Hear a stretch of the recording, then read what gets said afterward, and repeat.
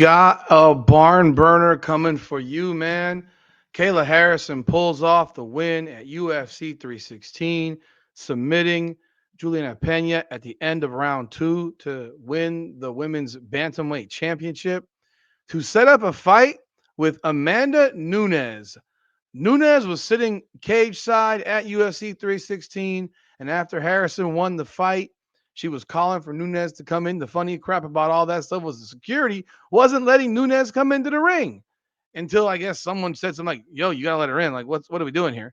And so Nunes goes in the ring. They have their face off, and you can see that Nunes is just as big as Harrison in terms of height. She's just as tall, might be taller, and she probably walks around at 160, 170 pounds right now. I'm sure of it. So now you have this potential fight upcoming for you, and I have some thoughts on this fight.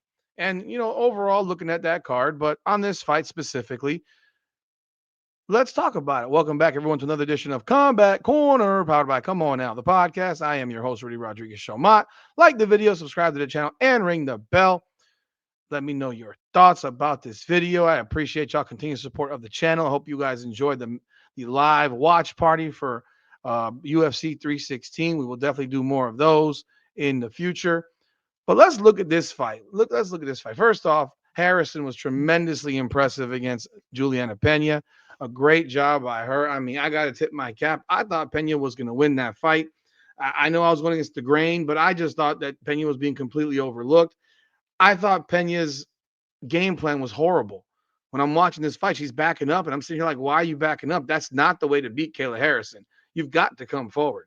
You need to come forward so you can wear her ass out and put her on her heels. You can't be backing up into the cage and letting her just grapple with you because she's just too big and too strong. Even with a massive weight cut, she's too big and strong. So you have to push her backward, make her sprawl, make her, go for takedowns. You got to do things, and you cannot be backing up.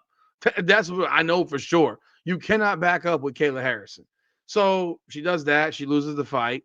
After the fight, you got this face off, and it was very, very cordial and all that stuff. But I'm looking at this fight from a couple of vantage points.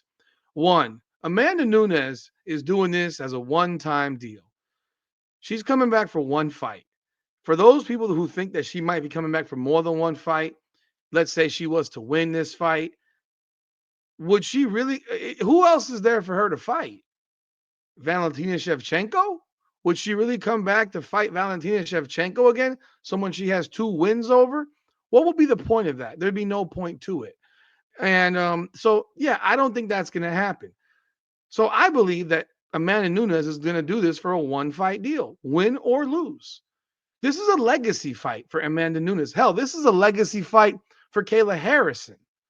Everyone recognizes Amanda Nunes as the greatest women's fighter of all time in MMA. Everyone recognizes. There's not a person around who doesn't recognize that Amanda Nunes is the greatest of all time when it comes to women's MMA. Even Kayla Harrison recognizes it. Heck, Kayla Harrison will still recognize it even if she was to beat Amanda Nunes because Amanda Nunes hasn't fought in 2 years. Amanda Nunes is like 36 years old now. She's not getting younger. So how old is Amanda Nunes specifically? 37 years old, actually. So you have a fighter who's not getting younger, who's been out of the game now for 2 years. That shit matters. Kayla Harrison's 34. She turns 35 next month. And Amanda turns, don't know when she turns 38. It just says she's 37. Oh, May. She just turned 37.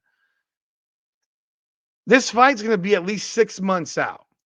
You can be assured that Amanda Nunes is not walking around in fighter shape. She's not, I can't imagine she's training heavily. Maybe she's training, but not intense training.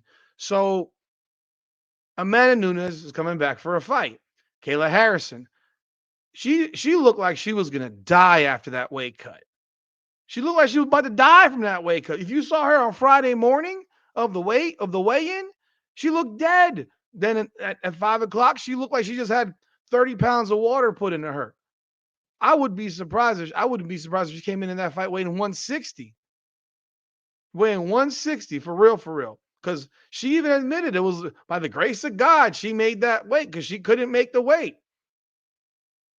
Her body is not designed to cut to 135. So my solution is very, very simple for it. This isn't about a belt. This isn't about a belt. In fact, if you want to, you should bring back the 45 division so Kayla Harrison can go fight at 45 and start developing fighters at 45 to compete. Juliana Pena should not be having, even though I thought she could win the fight, she shouldn't be having to fight a woman who's 20 fucking pounds heavier than her when they walk in the cage. That's craziness. That's craziness.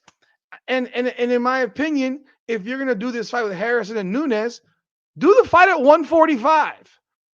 Therefore, Nunes does not have to suck herself dry. Harrison doesn't have to suck herself dry. We don't have to have a risk of this fight not happening because someone didn't make weight. So, and the belt doesn't really matter. For Nunes, it's a legacy fight. For Harrison, it's a legacy fight. That's all this is. This isn't even about a belt. And I wish they would think about that before they put this fight together and make it for a belt. Because if it's for a belt and Nunes wins, what do you think is going to happen? She's going to take her belt. She's going to leave her gloves in the ring again. And she's going to retire as champion again. And then what? We're going to start this charade all over again and have Harrison fight Pena again for a vacant belt?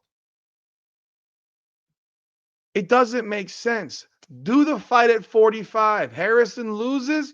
Who cares? She's the 35 champion. If she wants to keep fighting at 35. If she wins, she gets that win of her dreams. You can make a 45 belt if you want to, or you can make it a special belt, the legacy belt. What you don't want to do is give Amanda Nunes, and I'm a fan of Amanda Nunes, you don't want to give Amanda Nunes the opportunity to retire as champion again, whether it's at 35 or 45. You want whatever it is, she wins, she packs her bags, and she goes off into the sunset again because there's no one else for her to fight. Nobody. There's no point. Now, maybe I'll be shocked and she wants to fight after that. I don't know. I highly doubt it, though. I think this is a one-time deal. And you might as well do it at a weight where both fighters can make it feel good, not feel like they're going to die. Pena's a big girl. Not Pena, but Nunes is a big woman. She's not small. She doesn't walk around at 145. She walks around at 160, 170 probably. She's a big chick. Strong as hell. And Harrison walks around at 170 for sure as well. So I don't see the problem in doing this at 145. I wonder what people think. Leave y'all thoughts in the comments. Let me know what y'all thoughts are. Where do you think this fight should be done at? On top of that, when should it take place? Because I think Nunes needs at least 6 months of training to get ready for this thing, because she hasn't trained real MMA training in a minute. That ring rust, you can play around with it. It does actually exist. So y'all let me know. I think this is a December type of fight, finish the year. Or if John Jones, Tom Aspinall doesn't happen, you run this thing in November at Madison Square Garden as the main event. But y'all let me know y'all thoughts in the comments. Like the video, subscribe to the channel, and ring the bell. This is Combat Corner, powered by Come On Now, the podcast. Come on now. Up and down through the blood and the sweat. Guarantee you can know I'm a threat. Up and down through the blood.